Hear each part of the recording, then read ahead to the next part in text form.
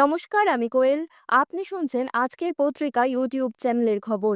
আজ জানাবো পশ্চিমবঙ্গ ও দেশ ও বিদেশের সমস্ত তাজা খবর। আপনি যদি আমাদের চ্যানেলে নতুন হয়ে থাকেন তাহলে অবশ্যই চ্যানেলটি সাবস্ক্রাইব করুন।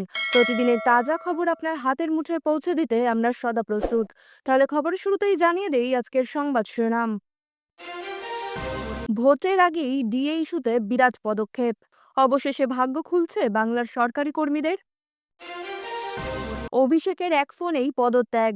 কোচবিহারে কি বড় কোনো রদবদল? ইডির তল্লাশিতে ফাইল ছিনিয়ে আনলেন মমতা। পাল্টা বড় কথা বলে দিলেন দিলীপ। আইপ্যাক কেস, কোর্টরুম ছেড়ে চলে যান বিচারপতি। তারপরই ভাইরাল তৃণমূলের চ্যাট, উঠেছে বড় অভিযোগ। বুমেরাং এসআইআর, উত্তরপ্রদেশে বিজেপির থরহরিকম্প। ভোটে মহা বিপদের আঁচ পেতেই অতি তৎপরতা পদ্ম শিবিরের। বিস্ফোরক অভিযোগ তুলে শুভেন্দু ও অমিত শাহকে চরম হুঁশিয়ারি দিলেন মমতা। মমতার বিরুদ্ধে সিবিআই তদন্তের আর্জি ইডির, সুপ্রিম কোর্টের দরজায় কড়া নাড়ল।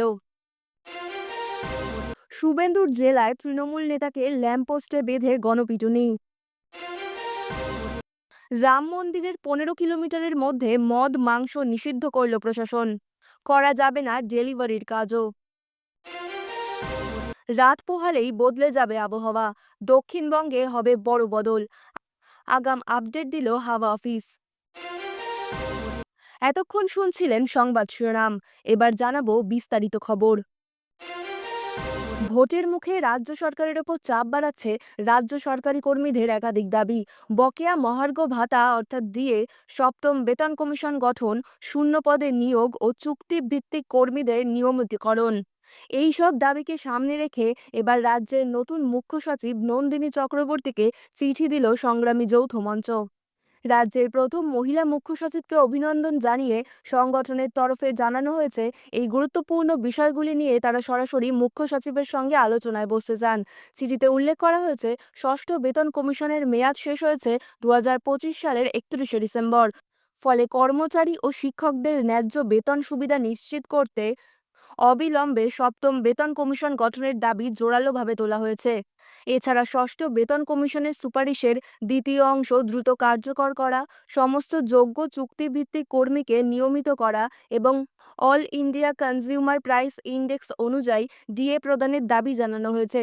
সুপ্রিম কোর্টের রায় মেনে কেন্দ্রীয় ও অন্যান্য রাজ্যের সঙ্গে সামঞ্জস্য রাখার কথাও বলা হয়েছে। সংগঠনের দাবি, বর্তমানে রাজ্যের সরকারি দফতর ও শিক্ষা প্রতিষ্ঠানে প্রায় 6 লক্ষ শূন্য পদ রয়েছে। সেই সব পদে স্বচ্ছ ও সময়বদ্ধ নিয়োগ প্রয়োজন।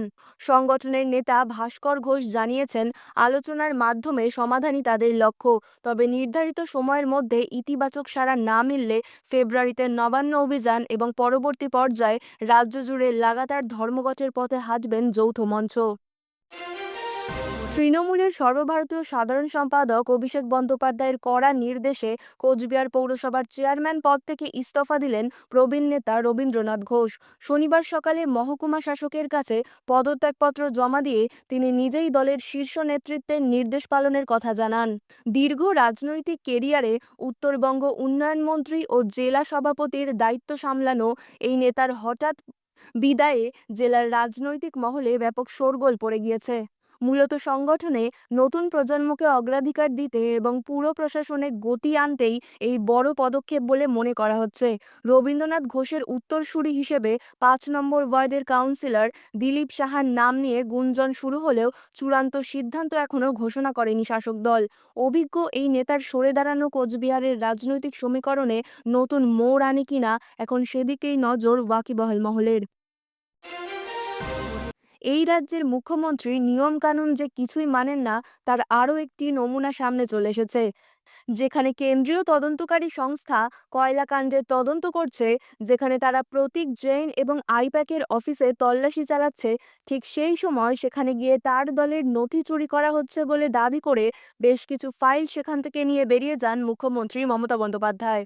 যার পর থেকেই বিরোধীরা কটাক্ষ করে বলছেন, এতদিন চাকরি চোর তৃণমূলকে দেখেছে বাংলা, আর এবার ফাইল চুরি দেখলেও বাংলার মানুষ। ইতিমধ্যেই মুখ্যমন্ত্রী কিভাবে এই কাণ্ড ঘটাতে পারেন তা নিয়ে বিভিন্ন মহলে প্রশ্ন উঠেছে। আর তার মধ্যেই তৃণমূল নেত্রীকে কড়া ভাষায় আক্রমণ করলেন বিজেপি নেতা দিলীপ ঘোষ। একজন মুখ্যমন্ত্রী প্রশাসনিক পদে থেকে কি করে তদন্তকারী সংস্থা যখন তদন্ত চালাচ্ছে তখন সেখানে প্রভাব বিস্তার করতে পারেন, কি করে সেখানে পৌঁছে গিয়ে বিভিন্ন নথি নিয়ে বেরিয়ে আসতে পারেন তা নিয়ে অনেকের মধ্যেই প্রশ্ন রয়েছে। অনেকেই বলাবলি করছেন, তাহলে কেন ইডি তাকে বাধা দিলেন না? কেন মুখ্যমন্ত্রী এত বড় সাহস পেয়ে গেলেন সেখান থেকে বেশ কিছু নথি নিয়ে আসার? এটা তো সরাসরি তদন্তকে চ্যালেঞ্জ জানানো। ইতিমধ্যেই গোটা বিষয়টি নিয়ে আদালতে পৌঁছে গিয়েছে কেন্দ্রীয় তদন্তকারী সংস্থা।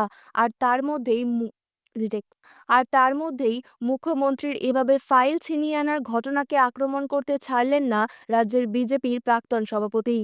এদিন সাংবাদিকদের মুখোমুখি হন বিজেপি নেতা দিলীপ ঘোষ। আর সেখানেই মুখ্যমন্ত্রীর এইভাবে ইডির তল্লাশি চলাকালীন সেখান থেকে বেশ কিছু ফাইল নিয়ে বেরিয়ে আসার ঘটনাকে কটাক্ষ করেন তিনি। দিলীপবাবু বলেন, পশ্চিমবঙ্গে কোনো কিছুই সিস্টেমে নেই, আর কেউ সুরক্ষিত নয়। ইডির তল্লাশি চলছে, মুখ্যমন্ত্রী সেখানে চলে যান, ফাইল ছিনিয়ে নিয়ে আসেন। তার রাজনৈতিক বাধ্যবাধকতা করতে পারে, কিন্তু গোটা প্রশাসন কেন তার সঙ্গে যাবে? গোটা সরকারটাই চোরেদের সরকার, লুটেরাদের সরকার হয়ে গিয়েছে। বাংলাদেশে যা চলছে এখানেও ধীরে ধীরে সেই পরিস্থিতি তৈরি হচ্ছে। এসআইআর প্রক্রিয়া ঘিরে বড়সড় ধাক্কার আশঙ্কায় বিজেপি। 12টি রাজ্যে চলা স্পেশাল ইন্টেন্সিভ রিভিশনের মধ্যে উত্তরপ্রদেশেই সবচেয়ে বেশি ভোটারের নাম বাদ পড়েছে খসড়া তালিকা থেকে। যোগীর রাজ্যে বাদ গিয়েছে প্রায় 2.89 কোটি ভোটার। মূলত শহরাঞ্চল থেকেই ভোটার বাদ পড়ায় 2027 সালের বিধানসভা নির্বাচনে বিপদের আঁচ পাচ্ছে গেরুয়া শিবির। দলীয় পর্যালোচনায় দেখা গিয়েছে, লখনউয়ে প্রায় 30% এবং গাজিয়াবাদে প্রায় 28% ভোটারের নাম তালিকা থেকে বাদ পড়েছে। এছাড়াও বলরামপুর, কানপুর, প্রয়াগরাজ, মিরাট, গৌতম বুদ্ধনগর, হাপুর, সাহারানপুর ও আগ্রার মতো গুরুত্বপূর্ণ শহরগুলিতেও বিপুল সংখ্যক ভোটার বাদ গিয়েছে। মুসলিম অধ্যুষিত এলাকাতেও ভোট ব্যাংকে ভাঙন ধরেছে বলে দাবি বিজেপির অন্দরে।